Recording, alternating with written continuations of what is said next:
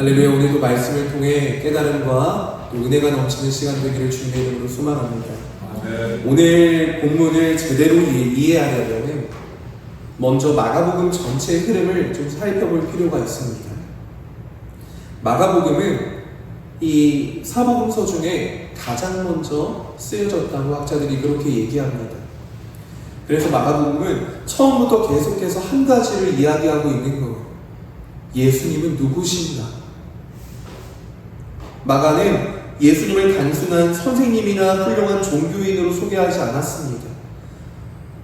하나님의 권세를 가지신 하나님의 아들로 소개하고 있습니다. 마가복음 1장 1절을 보면은 그렇게 나와 있습니다. 하나님의 아들 예수 그리스도의 복음의 시작이다.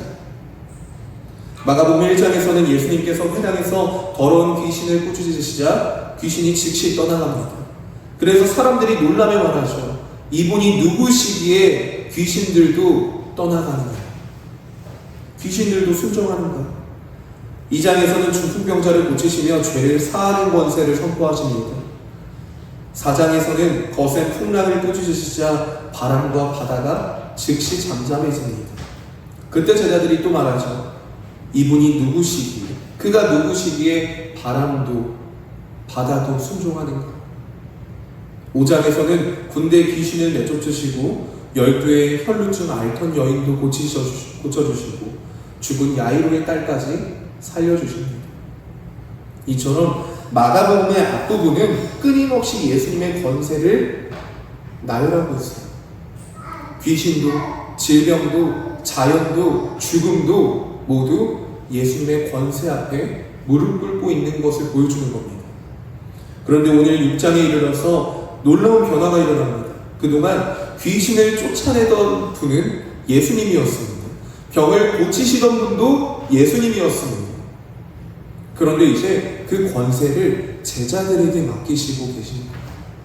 오늘 본문은 단순히 제자들이 첫 번째 전도 여행을 떠난 이야기라기보다는 예수님의 사역이 제자들에게 위임되는 역사적인 순간입니다.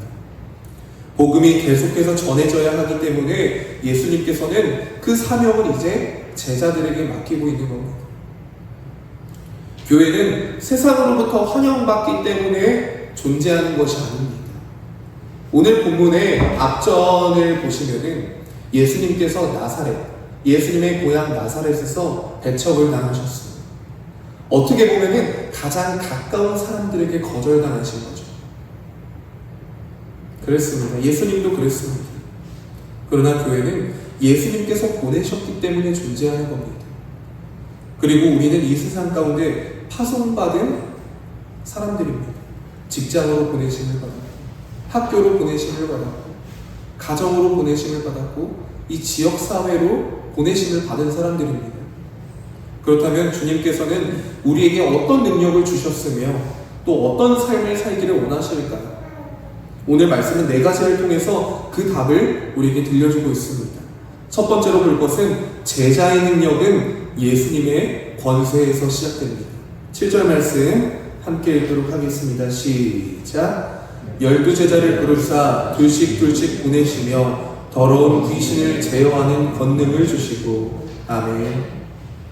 이 7절을 읽으면서 주목해야 할 부분이 있다면 바로 권능을 주시고입니다. 예수님께서는 제자들을 세상으로 보내시기 전에 먼저 권능을 주셨다는 겁니다. 성경은 제자들에게 권능이 있었다라고 말한 적도 없고요. 제자들이 예수님께 훈련을 잘 받아서 성장했다, 능력을 갖추었다라고 말하지도 않습니다. 바로 예수님께서 권능을 주셨다. 능력의 출발점은 언제나 예수님이십니다. 생각해보면 예수님께서 부르신 12제자는 결코 특별한 인물들이 아니었습니다. 특출난 인물들도 아니었습니다. 베드로 어떻습니까? 성격이 급하고 충동적인 사람이었습니다. 안드레는 늘 형 베드로의 그늘에 가려져 있던 사람이었습니다. 야고보와 요한은 성질이 얼마나 급했던지 예수님께서 우레의 아들, 천둥의 아들이라는 별명까지 지어주셨습니다. 마태는 동족에게 손가락질 받던 세리였고, 시몬은 로마를 무너뜨리려고 했던 열심당원이었습니다. 더 놀라운 것은 앞으로 이들은 예수님을 버리고 도망갈 사람들이라는 겁니다. 예수님도 아셨습니다. 그런데도 예수님께서는 왜 이들을 제자로 선택하시고 이들을 세상으로 보내셨을까요? 너무나 부족함이 많은 사람들인데 그들이 준비되었기 때문일까요? 아닙니다. 바로 예수님께서 함께 하시기 때문입니다. 하나님께서는 준비된 사람을 사용하시는 것이 아니라 부르신 사람에게 필요한 능력을 주셔서 사용하셨습니다. 모세도 그랬습니다. 모세가 하나님의 부르심 앞에 나는 말을 잘하지 못합니다 라고 이렇게 말하자 하나님께서 어떻게 말씀하십니까? 내가 내 입과 함께 하겠다. 기드온도 자신은 가장 작은 자라고 말씀합니다. 그러나 하나님은 내가 반드시 너와 함께 하겠다 라고 그렇게 말씀하십니다. 성경의 모든 하나님의 사람들은 자신의 능력으로 사역한 사람이 아닙니다. 하나님의 능력으로 사역한 사람입니다. 오늘 우리도 마찬가지죠. 스스로를 보면 사실 부족한 거 투성입니다. 모자란 거 한찬입니다. 그것밖에 보이지 않을 수 있습니다. 내 믿음이 약한데, 내가 성경에 대해서도 제대로 잘 모르는데, 내가 말도 잘 못 붙이는데 어떻게 복음을 전할 수 있을까? 그러나 중요한 것은 내가 할 수 있느냐가 아니라 하나님이 나와 함께 하시는가가 중요합니다. 그래서 오늘 본문은 제자의 능력이 아니라 예수님의 권세를 말하는 본문입니다. 그런데 예수님께서 제자들에게 특별히 주신 권능이 무엇입니까? 본문은 더러운 귀신을 제어하는 권능이라고 말씀합니다. 왜 하필 귀신을 제어하는 권능이었을까요? 병을 고치는 능력보다 먼저, 설교하는 능력보다 먼저 왜 귀신을 제어하는 권능을 말씀하셨을까요? 그 이유는 마가복음이 보여주는 가장 큰 주제가 하나님 나라가 사단의 충돌이기 때문입니다. 마가복음은 예수님의 첫 사역부터 예수님의 첫 사역을 귀신을 쫓으시는 사역을 소개합니다. 예수님께서 한마디 말씀으로 귀신을 내쫓으셨습니다. 이것은 예수님께서 오심으로 이 땅에 하나님 나라가 이 땅에 임했다는 선언입니다. 예수님께서 오시기 전에는 사람들은 죄와 사망과 또 사탄의 권세 아래에 있었습니다. 그러나 예수님께서 오시자 그 사탄의 나라가 흔들리기 시작한 겁니다. 귀신이 떠나가고 병이 고쳐지고 죽음이 생명 앞에 무릎을 꿇기 시작한 겁니다. 왜 그렇습니까? 예수님께서 하나님 나라의 왕으로 오셨기 때문입니다. 그리고 그 권세를 제자들에게 맡기십니다. 여기서 오해하지 말 것이 있다면 오늘 본문은 모든 성도가 귀신을 쫓는 특별한 은사를 가지고 있어야 한다는 것을 말씀드리는 것이 아닙니다. 물론 그럴 수도 있지만 본문이 오늘 강조하는 것은 예수님의 권세가 제자들에게 위임되었다는 사실입니다. 다시 말하면 교회는 자기 힘으로 세상을 변화시키는 공동체가 아니라 예수님의 권세 아래 세상을 섬기는 공동체라는 것입니다. 오늘날에도 영적 전쟁은 계속되고 있습니다. 분명한 것은 사탄은 지금도 하나님의 백성을 무너뜨리기 위해서, 넘어뜨리기 위해서 오는 사자와 같이 산길차를 찾고 다닙니다. 우리의 마음에 의심을 심습니다. 우리의 마음에 미움을 심습니다. 시기 질투를 심습니다. 죄를 가볍게 여기게 만들고 하나님보다 세상을 더 사랑하게 만듭니다. 그래서 영적 전쟁은 특별한 장소에서만 일어나는 것이 아닙니다. 우리의 가정에서도 일어날 수 있고, 직장에서, 교회 안에서, 무엇보다 우리의 마음속에서 날마다 일어나고 있다는 겁니다. 그렇다면 우리는 무엇으로 이 영적 싸움을 이길 수 있습니까? 우리의 결심일까요? 우리의 의지일까요? 우리의 경험일까요? 다 아닙니다. 영적 싸움을 이길 수 있는 길은 내 안에 계신 예수님의 권세입니다. 요한일서 4장 4절은 이렇게 말씀합니다. 너희 안에 계신 이가 세상에 있는 자보다 크십니다. 아멘. 사랑하는 성도 여러분, 나는 연약합니다. 나는 넘어질 때도 있습니다.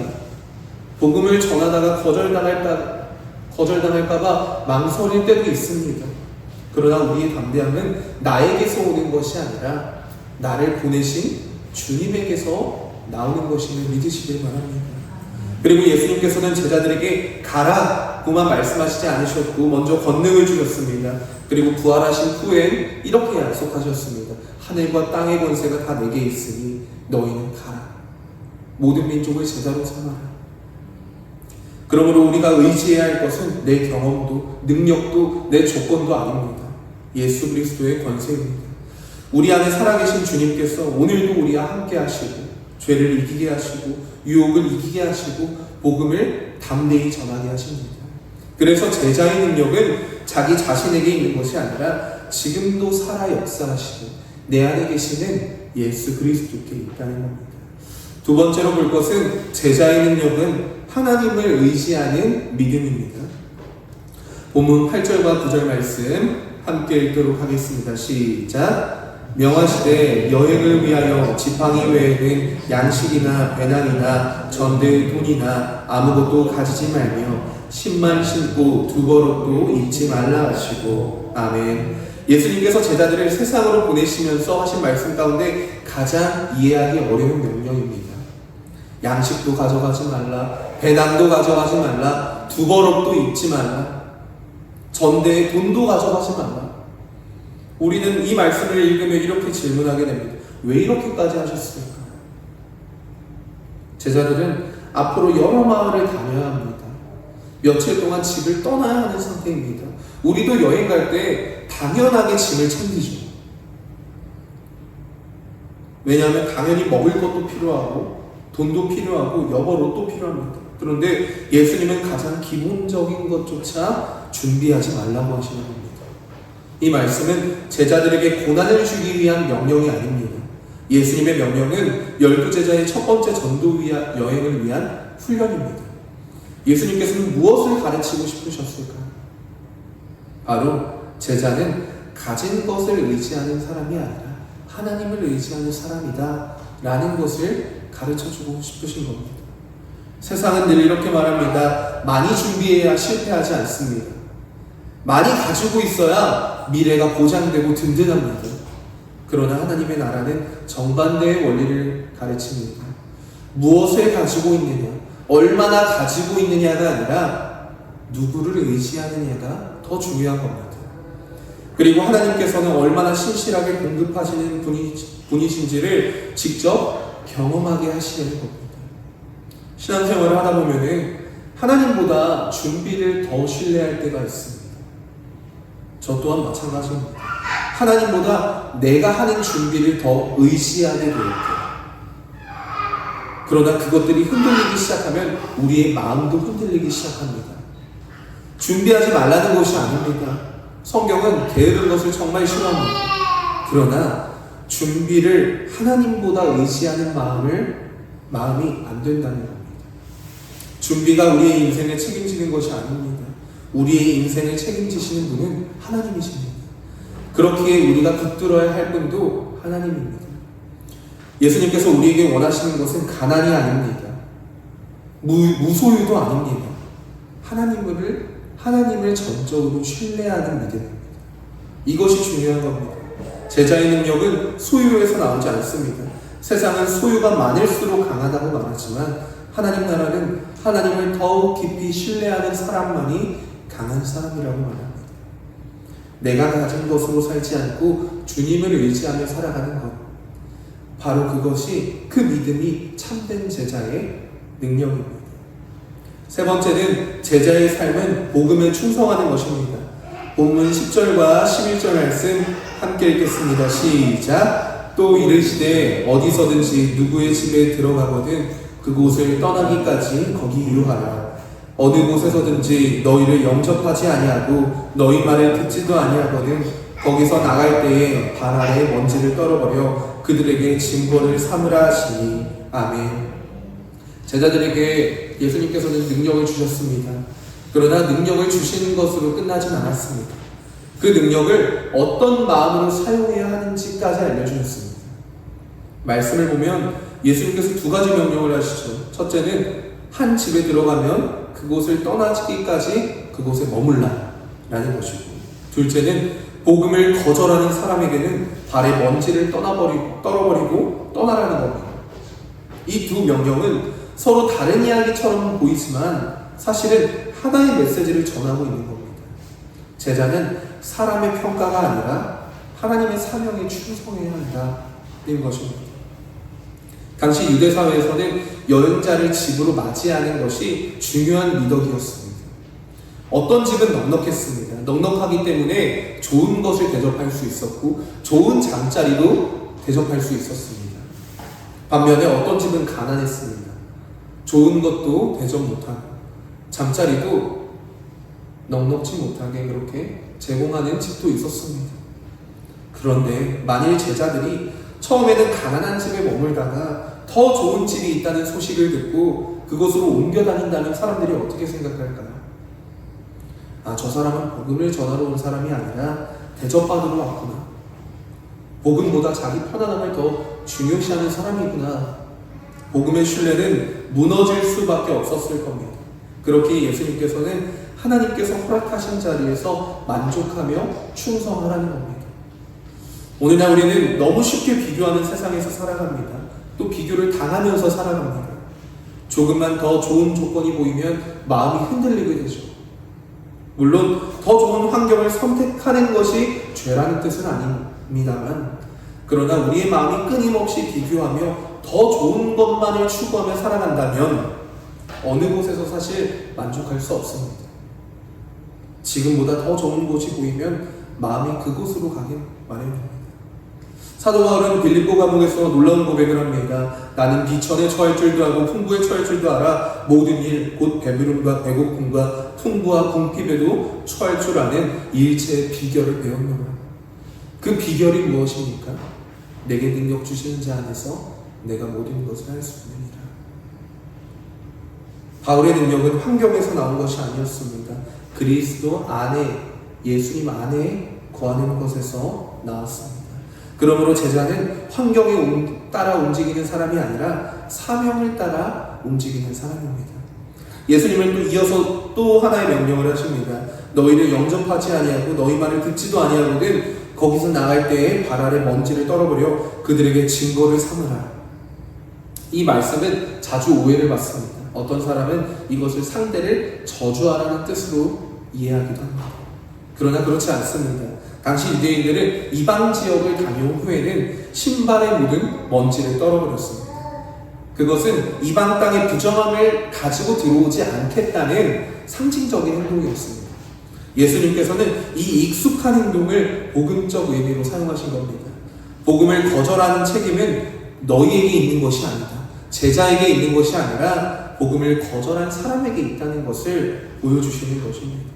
다시 말해서 제자의 책임은 결과를 만들어내는 사람이 아니라 복음을 충성스럽게 전하는 것이 제자의 사명입니다. 전도를 하다가 낙심할 때가 있습니다. 어느 집은 찾아가면 반겨주지 않는 것을 느껴질 때도 많습니다. 어떤 이는 가족에게 복음을 전했는데 거절당하는 경우도 있습니다. 또 친구를 교회에 초청했지만 거절당할 수도 있습니다. 오랫동안 섬기고 기도했지만 아무런 변화가 없을 때 우리는 낙심하게 됩니다. 그러나 성경은 결과를 우리의 책임이라고 말하지 않습니다. 사도 바울은 고린도전서 3장에서 이렇게 말합니다. 나는 심었고 아볼로는 물을 주었으되 자라나게 하시는 분은 하나님이시다. 이 말씀을 보면 복음 사역에는 세 가지 역할이 있습니다. 심는 사람이 있고 물을 자르는 사람이 있고 물을 주는 사람이 있고 자라나게 하시는 분이 있습니다. 우리는 심을 수 있습니다. 물을 줄 수도 있습니다. 그러나 생명을 주는 것은, 생명을 자라나게 하는 것은 오직 하나님만이 하실 수 있는 일입니다. 땅에 씨를 뿌린다고 해서 내일 바로 열매가 맺히지 않습니다. 보이지 않는 땅 속에서 시간이 필요하듯이 복음도 마찬가지입니다. 오늘 내가 전한 한마디가 몇 년 뒤에 결실을 맺을 수도 있습니다. 혹은 몇십 년 뒤에 결실을 맺을 수도 있습니다. 오늘 흘린 눈물이 언젠간 한 영혼을 하나님께로 돌아오게 할 수도 있습니다. 그러므로 제자는 사람들의 반응에 따라 기뻐하고 낙심하는 사람이 아니라 하나님 앞에서 그저 충성하는 사람입니다. 하나님께서 원하시는 것은 세상의 성공이 아닙니다. 결과가 아닙니다. 맡기신 자리에서 끝까지 복음을 붙들고 살아가는 것입니다. 네 번째는 제자의 삶은 회개의 복음을 전하는 것입니다. 12절, 13절 말씀 함께 읽도록 하겠습니다. 시작. 제자들이 나가서 회개하라 전파하고 많은 귀신을 쫓아내며 많은 병자에게 기름을 발라 고치더라. 아멘. 오늘 본문의 마지막은 매우 짧게 기록되어 있습니다. 그러나 이 두 절은 제자의 삶의 목적이 무엇인지를 가장 분명하게 보여주는 구절입니다. 예수님께서 보내신 제자들은 마침 세상으로 이제 나아갔습니다. 예수님의 권능을 받고 나아갔습니다. 그리고 그들이 가장 먼저 한 일이 무엇입니까? 성경은 이렇게 말합니다. 제자들이 나가서 회개하라 전파하고.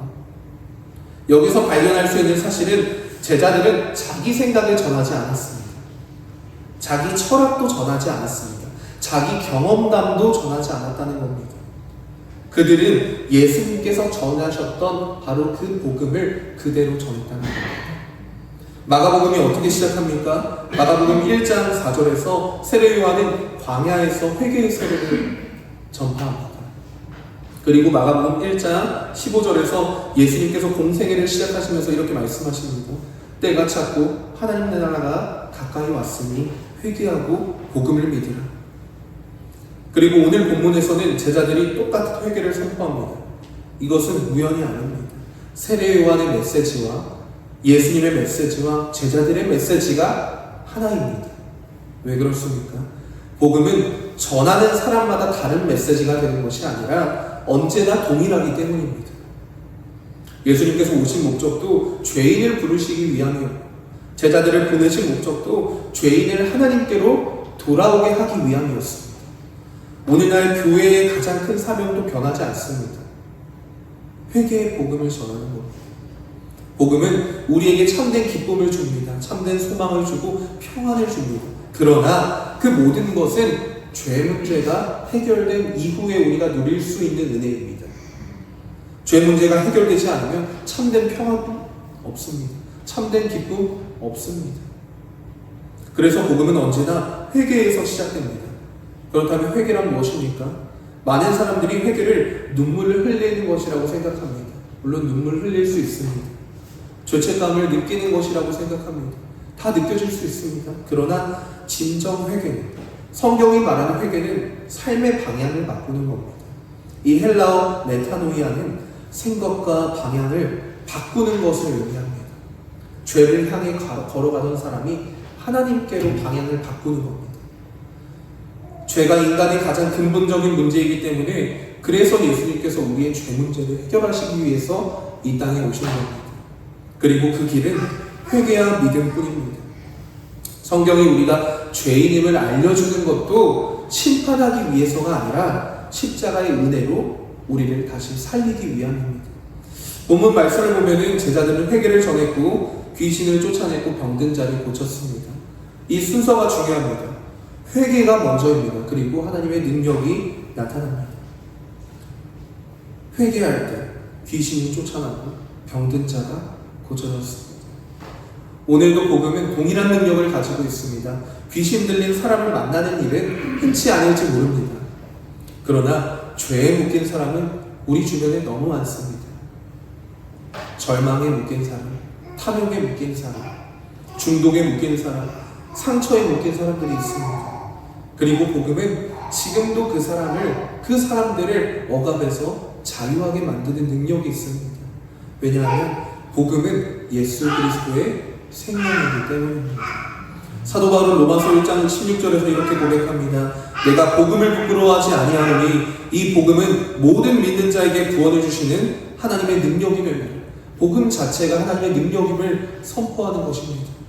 사랑하는 성도 여러분, 오늘도 우리는 세상으로 보냄을 받은 제자들입니다. 예수님의 제자들입니다. 우리가 세상을 전해야 할 것은 세상의 지혜가 아니라 우리의 경험도 아닙니다. 바로 예수 그리스도의 복음입니다. 하나님께서는 지금도 교회를 세상 가운데 세우신 이유는 복음이 전해지게 하기 위해서입니다. 말씀을 정리하겠습니다. 오늘 우리는 예수님께서 12제자를 세상으로 보내시는 장면을 함께 보았습니다. 말씀의 제목도 제가 제자의 능력, 제자의 삶이라고 말씀드렸지만 사실 모든 포커스는 예수님입니다. 예수님께서 제자들을 부르셨고, 예수님께서 제자들을 보내셨고, 예수님께서 권세를 주셨고, 예수님께서 공급하시고, 예수님께서 제자들에게 복음을 맡기셨습니다. 결국 제자의 삶은 처음부터 끝까지 예수님으로부터 시작해서 예수님으로부터 끝나는 삶입니다.